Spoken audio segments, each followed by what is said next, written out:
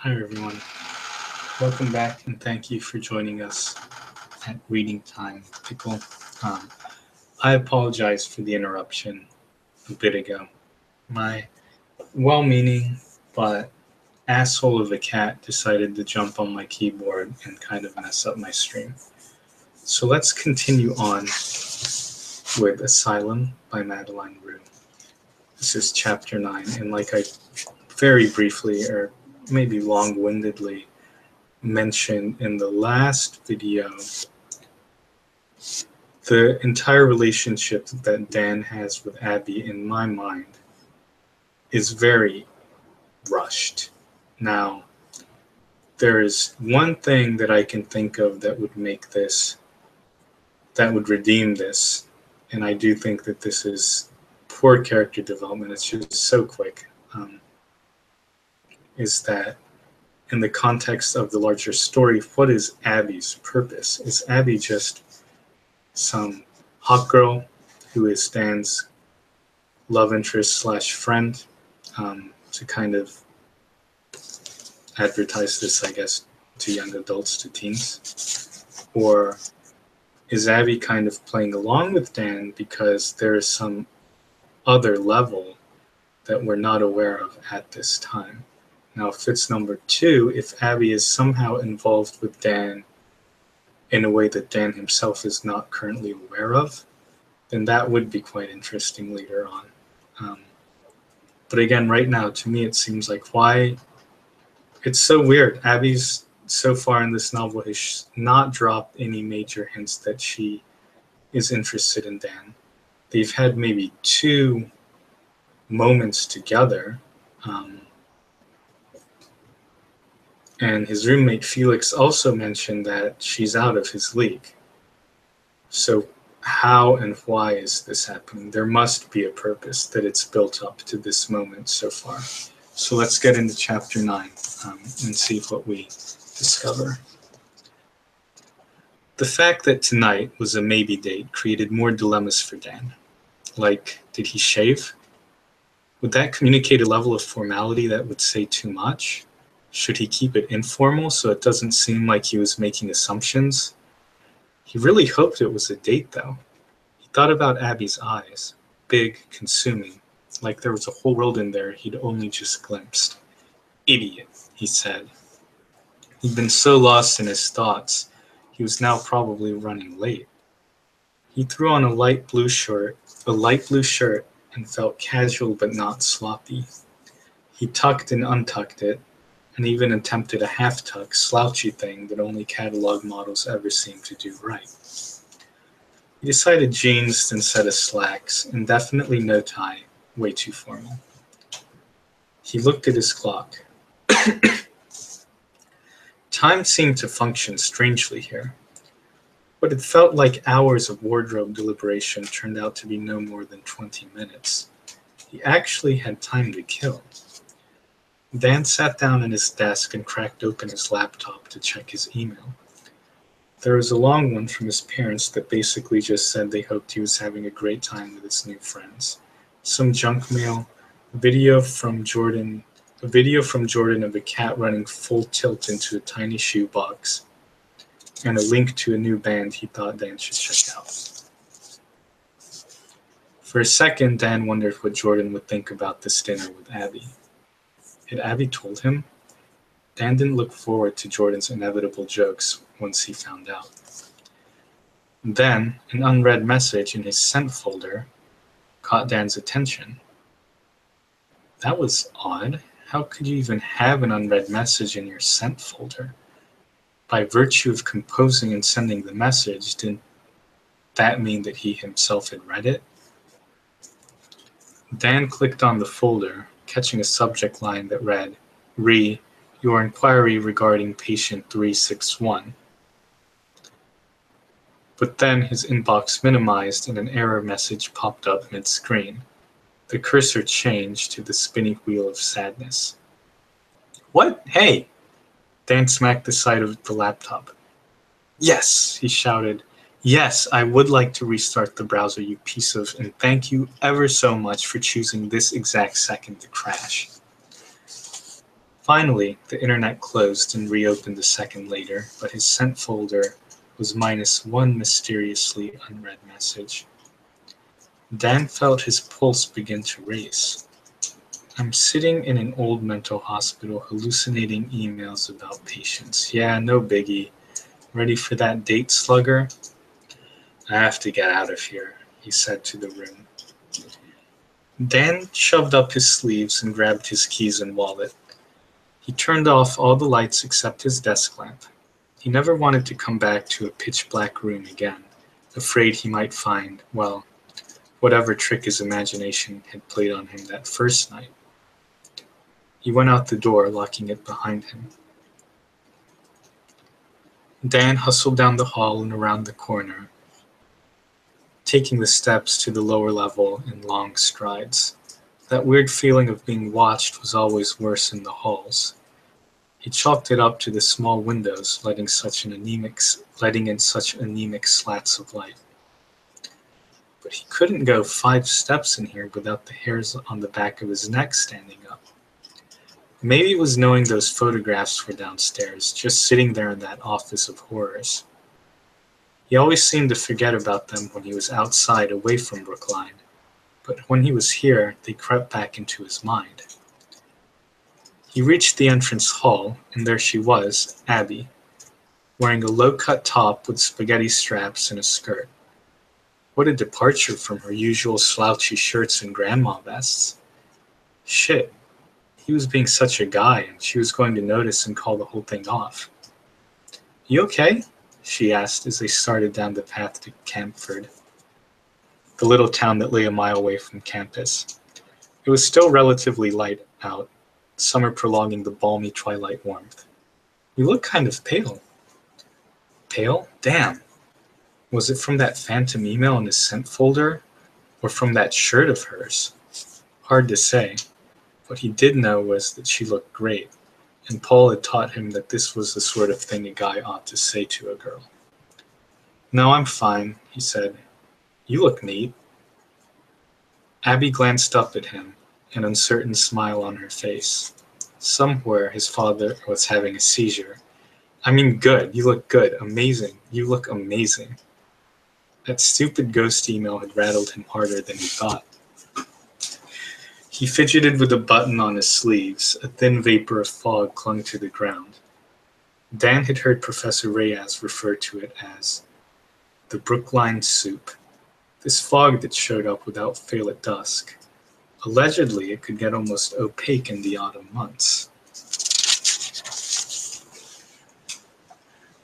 The walk down to Brewster's was uneventful. Not boring, just easy. He liked that about Abby. Nothing was overly dramatic or even really mysterious. Game playing, lying, rules, none of that seemed to apply with her. She said what was on her mind at the moment. An obsession with glow-in-the-dark cats that they were engineering in Japan. She wanted one for the cute factor, but more so for the geek factor. And then said even more about what was on her mind. I'm rambling, she said. No, he answered. You make it interesting. He hoped that didn't sound too pathetic, but she just gave him a smile, and his heart lifted. While they waited at the restaurant counter to order, Dan breathed in the intoxicating mix of scents.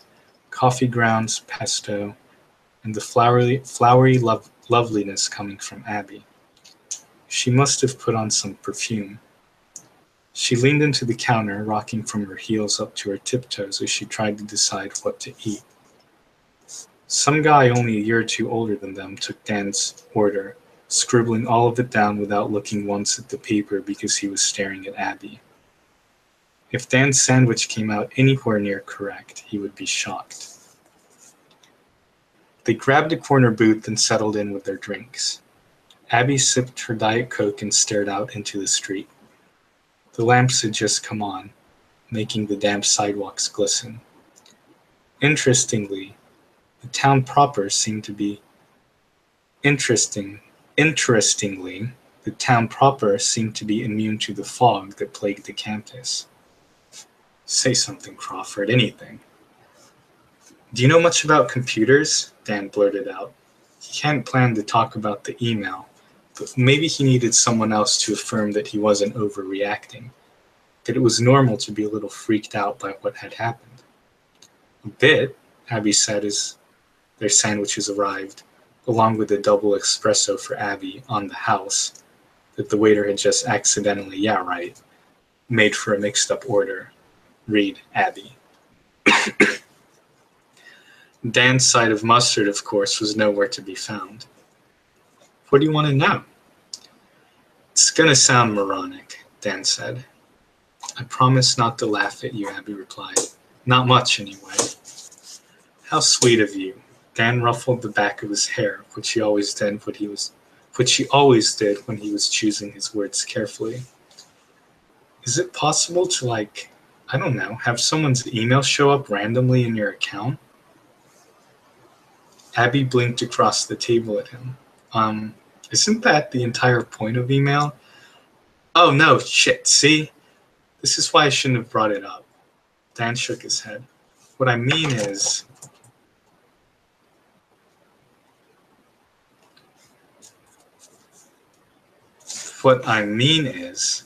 could the signals get crossed or something? A message someone else sent wind up looking like you sent it?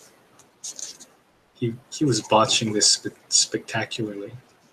Abby dabbed at her lips with a paper napkin and tilted her head to the side, considering. One loop of hair came free from her headband, brushing her cheek. Dan fought the urge to tuck it behind her ear. I don't think so, she replied finally. Not unless someone hacked your account or stole your password. Why? Do you think a ghost is using your email without permission? She lifted her fingertips and danced them across the air, making an exaggerated boo noise. Uh-oh. Dan. Haunted dormitory, spooky, scary. Dan smacked her hand lightly, but she did have a point. He sounded ridiculous. Never mind, it's nothing. No, what was the message? Abby picked up her sandwich again. A sliver of tomato escaped, plopping onto the plate. It looked unappetizingly like a bit of flesh. That's the thing. I only caught a glimpse of the subject line. Then my browser borked, and when I opened up my sent folder, nothing was there. It had just disappeared. It's like I imagined it. Disappeared? But for a moment, she looked a little uneasy. At least she wasn't laughing at him anymore. The waiter interrupted them, this time with an accidental cookie. Could you not? Snapped Dan, shooting the guy a black look. We're trying to have a conversation here. Whatever, man, it's cool. Abby covered her mouth to hide a smile and watched the guy slink back to the cash register. Aw, he's just being nice. She poked the cookie around on its little plate. If you say so. Dan crossed his arms and leaned back in the booth. He didn't want to pursue the email conversation anymore. He knew he shouldn't have brought it up. But Abby wasn't done. We were talking about your ghostwriter, she said encouragingly. Was it a love note? No, it came out a little hot, a little testy. It was burned in his mind. Your inquiry regarding patient 361. Go on. I'm ready this time. I won't tease. Scout's honor. Dan went back and forth, trying to decide how much to reveal. If he told her about the sculptor, then she'd really stop laughing. But he was regretting having had said so much already. It was medical, about a doctor's report or something, he finally said. He pulled out his cell phone to look at his sent folder, just in case the email had miraculously reappeared. It hadn't. When he looked back at Abby, he saw that fleeting look of fear on her face again. Dan. Her lower lip quavered, something he would have found insanely hot under any other circumstances. What if... Abby lowered her voice to a whisper, her eyes wide. He felt his pulse speed up. Did she sense it too? that this was really no accident, no hallucination, but part of something much more sinister? What if he almost couldn't hear her as a tremor of fear worked its way into his voice? She was leaning in closer. Dan felt himself doing it too, unconsciously drawn toward her. Abby's voice came out in one rush. What if you're in a Scooby-Doo mystery? Oh, screw you. Dan rolled his eyes, leaning back hard against the cushion booth. He should have followed his first instinct, not to talk about it at all. He was actually really hurt by Abby's reaction, especially after she had promised not to tease him, but he didn't want to show it. So he joined her laughter and asked her about her studio classes. And as talk turned from classes to favorite movies to what life was like as a teenager in New York, Dan felt less and less concerned about the email and the visions and the photos in the basement. This is why he'd come to NHCP. This moment right here.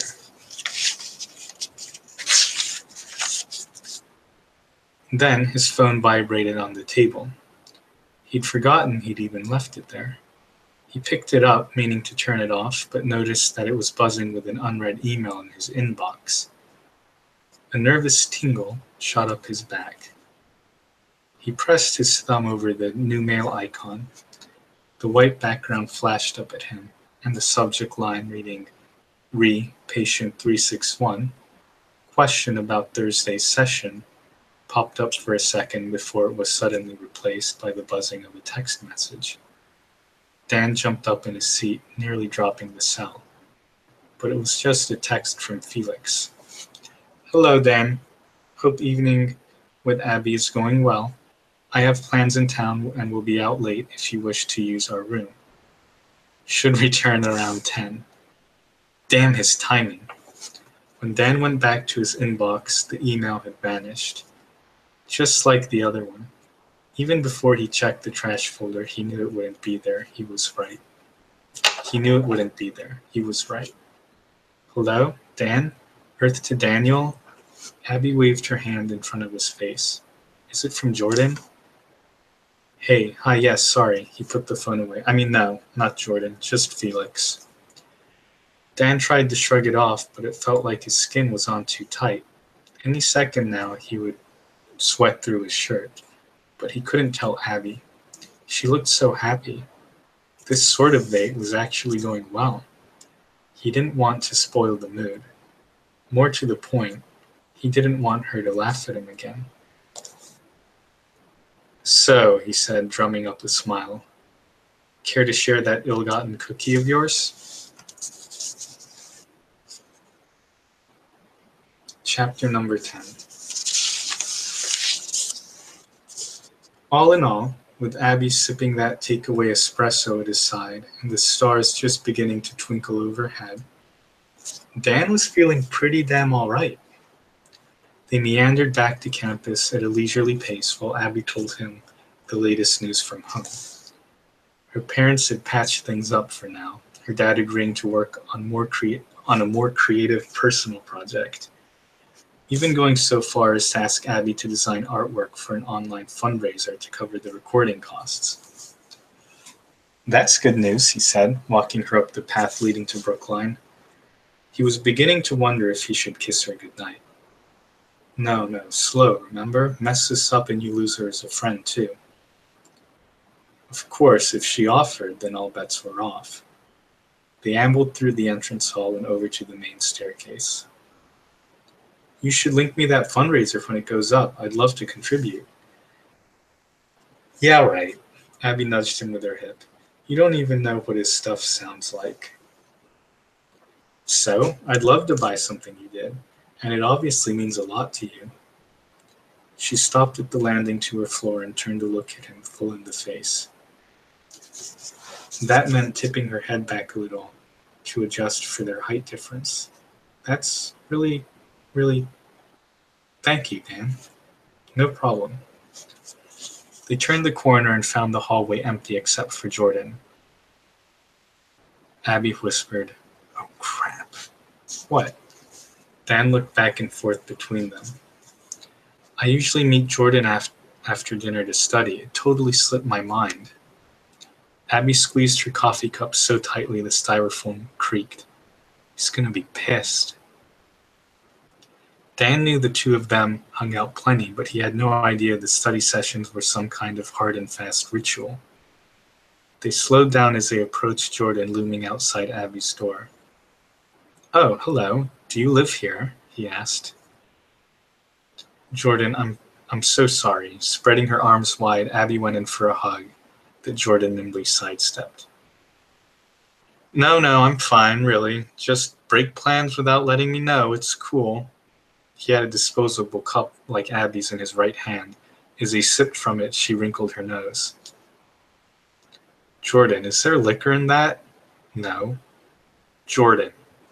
"Fine, yes." He pushed it under her nose. "You're driving me to drink." Abby reached for the cup, but Jordan backed up across the hall. He tilted it back and drank the rest of what was inside. Abby's eyes flashed. "I said I was sorry, Jordan. What else do you want me to say?"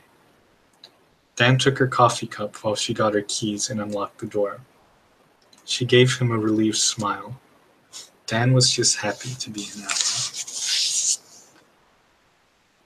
"Anyway, why didn't you just call instead of lurking outside my room?" Abby said. Jordan shrugged, suddenly engrossed in picking at his fingernails. "Don't know." "I think you do. Spill it," she said, opening the door. Dan expected Jordan to follow Abby inside and start in on them both, but instead Jordan hesitated, eyeing the door suspiciously as if he thought Abby was waiting for the right moment to slam it in his face. "What are you, a vampire?" she asked. "Do I need to invite you across the threshold?" "Just wasn't sure I was welcome." "Don't be ridiculous, Jordan. Get in here, both of you." Dan stepped in, admiring the walls. Most of it was colorful, exciting, and vivid, so he wasn't prepared for the one picture that stood out like a dead rose in a bouquet. The hollow-eyed girl, taped on the wall above the bed. It was drawn exactly like the photograph. Dan stared at the empty eyes and the scar on the little girl's forehead, wondering why Abby would ever want something that creepy watching over her while she slept. It was hard to look at and hard to look away. "Sorry, it's a bit of a mess," Abby was saying, seeming not to notice what was really bothering him. She swept some clothes off her bed and motioned for Dan and Jordan to sit down. Pulling out her desk chair, she scooted it along the floor until she was right next to them. "Now spill, Jordan. What's going on with you?" Jordan looked only at Abby. This just being left, well, it hit a nerve," he said slowly. "I had this friend back home, Blake." Jordan stumbled over the name as if just saying it had made him choke. "We pretty much did everything together, until a few months ago when I finally came out to him. Although, come on, how could anyone be around me for 5 minutes and not know?" he added bitterly. "Anyway, he made himself scarce. Not like a blow-up fight or anything, he just disappeared. One day we're fine, buddies, whatever, and the next he's not returning my texts, he's ignoring me at school. He passed me in the halls and just looked through me, like I didn't exist, like I was some kind of ghost." A long silence followed Jordan's confession. Abby glanced at Dan. "That's not fair," she finally whispered. "We didn't disappear. We're not ignoring you. And I'm sorry, Jordan, we both are, but honestly, we were sort of on a date." "You were?" "We were?" He and Jordan spoke at the exact same time. Dan cleared his throat. "I mean, we were." "Oh, good for you." Jordan chewed the inside of his cheek, but it didn't sound like much of a congratulation. But next time we'll call," Abby said, hurriedly adding, "if we've made plans with you or anything, okay?" "Okay." He sounded like a little kid, one who had unexpectedly gotten his way but didn't want to stop pouting. "Abby, Dan couldn't hold back the question any longer. Why did you do that drawing?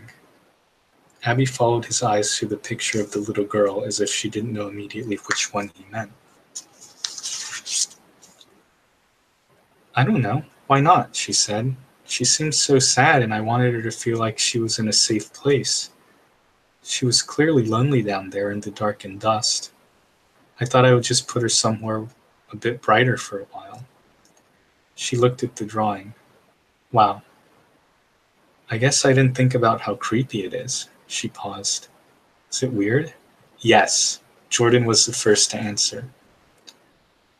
Really? And do you think so too, Dan? Think very, very carefully about these next words. It doesn't freak you out at all? She's very unusual, is all. Behind Abby's back, Jordan gave him a double thumbs up, mouthing, nice job. Abby paused. It's like she's speaking to me, like she needs me. No offense, Abby, but that sounds a little cracked, Jordan said. Probably, she replied, laughing softly. I guess I'm a little cracked, but blah. We should do something, you know? Get out of here, go somewhere. What do you think, Jordan? Let us make it up to you. Abby's face brightened as she added, what do you say we check out the creepy old office again? I don't know. Jordan looked to Dan for help. Last time got kind of strange. He trailed off. Dan wanted to agree with Abby. He wanted to be on her side and show her that she could count on him. But between this picture on her wall and the weird emails from earlier, read patient 361, Dan felt like he'd had enough scares for one night. The more he thought about it, though, the more he felt like something from the office was tugging at him. And he had just gone on a first date with Abby. Now was not the time to start telling her no.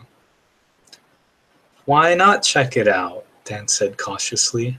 There's probably nothing down there, but exactly. Abby reached for Jordan's hand. It's just a bunch of old pictures. There's nothing to be afraid of. It's not about that, Jordan snapped. I'm trying to make it so we don't get kicked out, so I don't get kicked out. I'm not even supposed to be here. It would be a total shitstorm if my parents found out. Calm down, guys. I'm sure we can all agree on something else to do. Dan aimed for neutrality, hoping to lower the tension in the room. Besides, he could always explore on his own later. But it's 2 against 1. Dan and I want to check it out, don't we, Dan? Abby said. Yeah, but there could be a clue down there about those emails you got. Your mysterious ghostwriter. Your what? Jordan perked up, turning to glare at Dan. What emails? Hey, I hadn't really decided whether I wanted to spread that information around just yet. Whoa! Lovers first spat? And over a ghostwriter? What exactly did I miss? Jordan sat back down on the bed and patted the space next to him.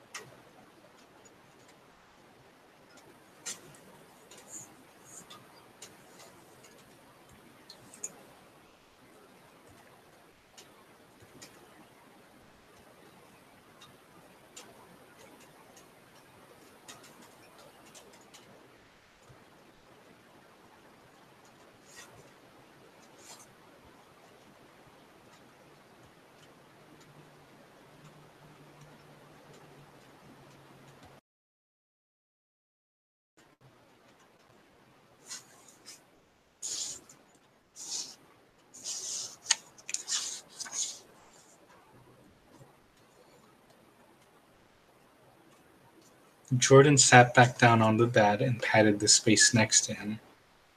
Dan and Abby both kept standing. Dan got a weird email, but when he went to read it, it was gone. Doctor stuff, patient report, or something like that. Dan bristled. Maybe it's a data ghost, Jordan said. What's a data ghost? Dan asked. It's like a fragment of human consciousness that gets stuck in a piece of technology even after the person's dead.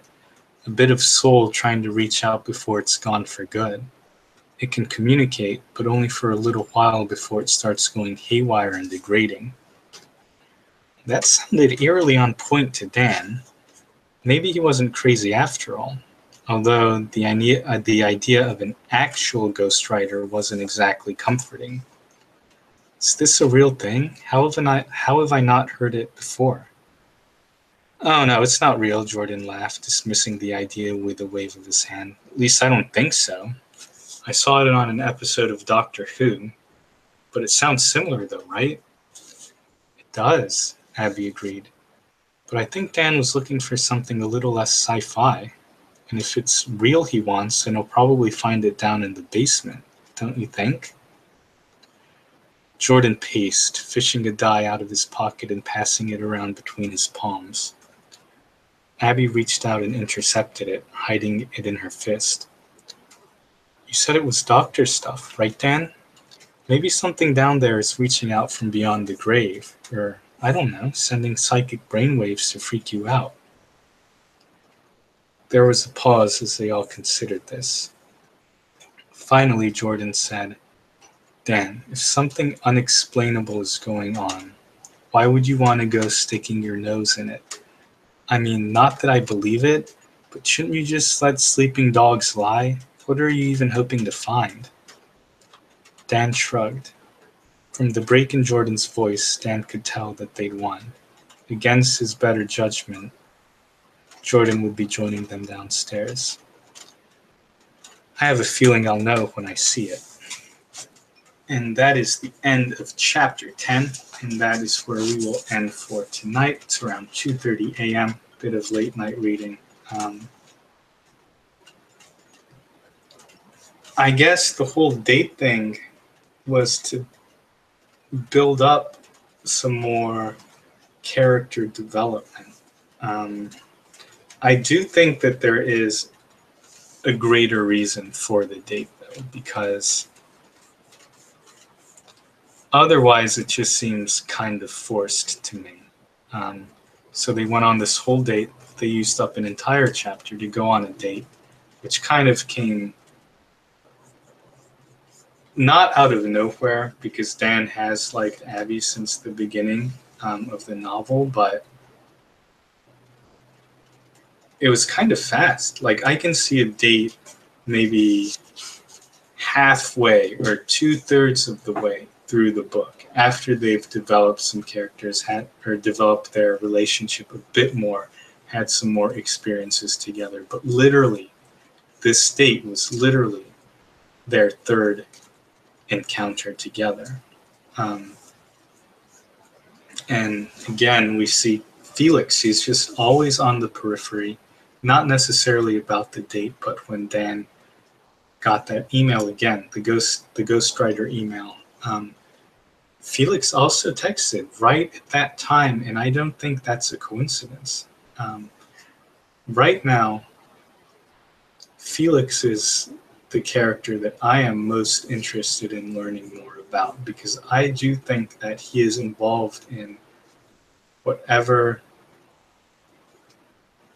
mysterious, unexplainable stuff that is happening. I think that perhaps Dan and Abby are crazy, and they are in an asylum. Now, I feel like Felix may be someone who watches over Dan, and I feel like Jordan may be someone who watches over Abby. Kind of like the resident who's involved in, caring for them. So far, that's the gist that I get. And that's just, wild, wild theory. But I do feel as if there's a little bit more to their date that's going to come up later. And I do feel that Felix will play an increasingly important role in the future. We are about a little bit more than a quarter of the way through, maybe 30% through the book. And we will begin at chapter 11 on our next episode. And as always, thank you so much for joining in. I apologize for the technical difficulties tonight twice. My cat has become quite jealous and literally jumped up on the keyboard and tried to end the broadcast. But I'm sure she'll have to live with that. She's pouting right now in the corner. She knows I'm talking about her. So anyway, we'll continue chapter 11. Have a great night, everyone.